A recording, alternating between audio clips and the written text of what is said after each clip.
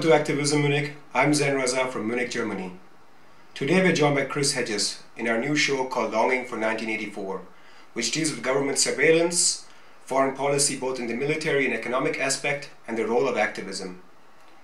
Chris Hedges is an American journalist, activist, best-selling author, and humanitarian. In 2002, when Chris Hedges was part of the New York Times, he was awarded the Pulitzer Prize for his work on global terrorism. He also received the Amnesty International Global Award for Human Rights Journalism in 2002.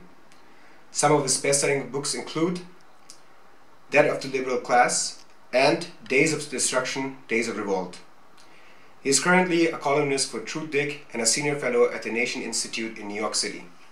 Chris Hedges, it's a pleasure to have you on our show. Thank you, Zain.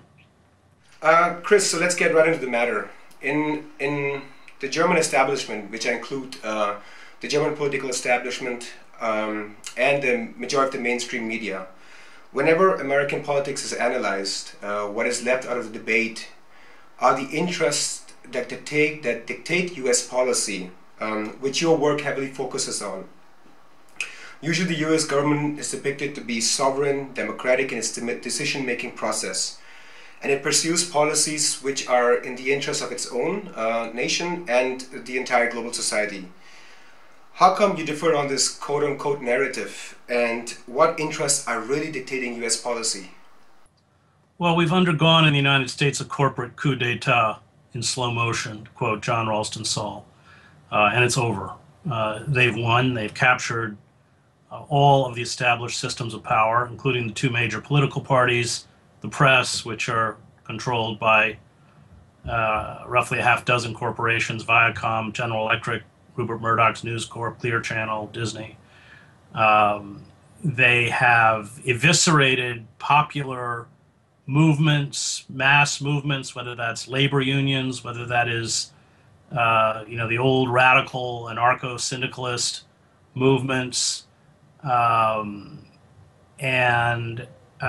are seeing a rapid reconfiguration, not only within the United States, but within the global economy towards a kind of neo-feudalism, a world where 2% of the population control roughly half of the wealth, constant imposition of austerity measures, the rise of the security and surveillance state. We are the most watched, monitored, photographed population in human history, far beyond anything the Stasi did in East Germany, and all that information is stored in perpetuity in government computers.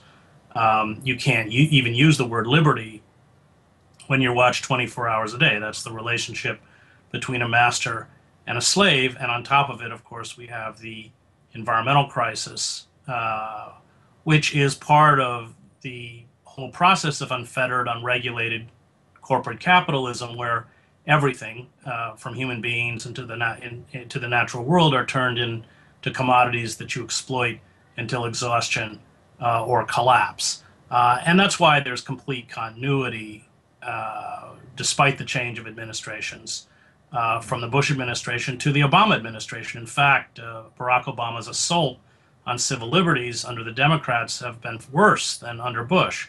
Section 1021 of the National Defense Authorization Act, and I sued the president in federal court over this law, which overturns over 150 years of established law to allow the military to carry out domestic policing, to seize U.S. citizens who substantially support, that's not a legal term, that's not material support, the Al-Qaeda, the Taliban, or something called associated forces, another nebulous term, and hold U.S. citizens in military facilities indefinitely, in the language of that section, until the end of hostilities, which are in an age of endless wars forever.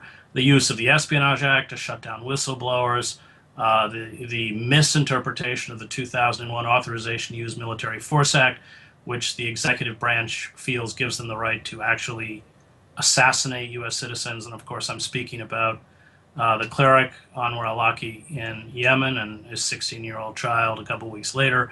The veneer, or the facade of democracy remains in place. But especially with the most recent Supreme Court rulings, we live in a system where money has replaced the vote, where what the citizens want is irrelevant. It is corporate lobbyists who write the legislation. Our judicial system is now a wholly owned subsidiary of the corporate state. And for this, really, you have to look at the work of the great political philosopher Sheldon Wolin, Democracy Incorporated, Politics and Vision, who describes what we live under as inverted totalitarianism. And by that, he means it's not classical totalitarianism. It doesn't find its expression through a demagogue or charismatic leader, but through the anonymity of the corporate state. That in a classical totalitarian regime, Bolshevism, fascism, you have a radical party that overthrows a decaying structure and replaces it, and replaces the iconography and language of that structure. In inverted totalitarianism, you have corporate forces that purport to pay fealty to electoral politics, the Constitution, the language of patriotism, and yet internally have seized all of the levers of power to render the citizen impotent. And that's where that is an accurate description of our political state. How would the system function? I mean, you and I are talking right now on Skype. People can still write what they feel like in the Western Hemisphere, at least. How would you justify that under a totalitarian state that you describe? How is this even possible then? Well, because it's commercially not viable to do so. First of all, all of us who have been pushed to the margins or fringes of society struggle economically. We are locked out of the mainstream, and we're not a threat. As soon if the power elite, thought that we were a threat, they would shut us down.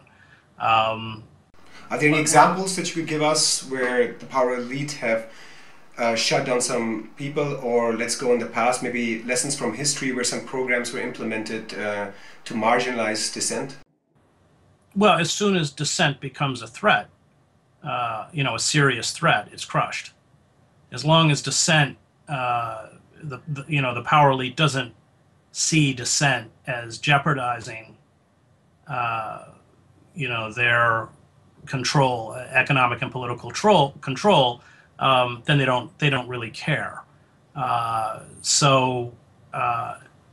You can have, very late into German fascism, you can have well into the 1920s, certainly up until the purges that Stalin carried out in the mid-30s, 37, 38, you had dissent, but it was dissent that never reached the mainstream, was shunned by commercial media, and as those societies radicalized, and that message of dissent began to resonate with a wider segment of the population, that dissent was snuffed out. So I think there are many precedents in history for where we are. We live in a period of relative stability. So, the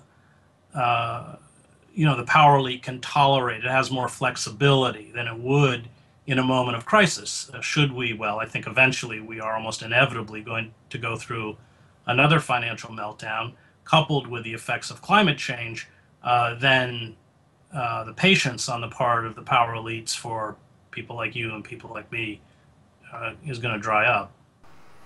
This power elite, inverted totalitarianism, as you put it, what are the objectives? Because if they don't sustain the environment and their own populations in an economic manner, which benefits everybody, they would go down the ship as well. What are the short-term, long-term goals? Well, they're primarily short-term goals. They are about maximizing corporate profit at the expense of the citizenry and at the expense of the ecosystem. I went to school with a lot of these people, and they don't have much vision. They're driven primarily by greed, personal greed. They believe that they can create infrastructures to protect themselves from these effects, which, of course, as you point out, is very naive. They may be able to survive a little longer than the rest of us. But we see it. I mean, you can go back to the collapse of other civilized, or settled societies and see exactly the same kind of phenomena. Easter Island, where, what did they think when they cut down the last tree? I mean, they kind of just descended into an orgy of wars over dwindling resources. And I think that's going to be writ large scale across the planet. But these people have a very myopic view of reality, and because they live outside of reality in a sense that they are protected in so many ways. I mean, they don't fly commercial airlines. They have obscene amounts of wealth. They're kind of cut off. A New Yorker writer called it Richistan, where they live. But in essence, you get that kind of surreal quality that characterizes dying elites who retreat into their own enclaves, whether it's the Forbidden City or Versailles or anything else. So they're utterly unplugged from reality, and yet they have almost omnipotent power. That's a very dangerous combination. Chris Hedges, thank you for your time. Thank you. In part 2, we will be talking about the NSA's program, Focus on Germany, the role of activism and democracy. This is all from Team in Munich. I'm Zain Raza. Thank you for joining us.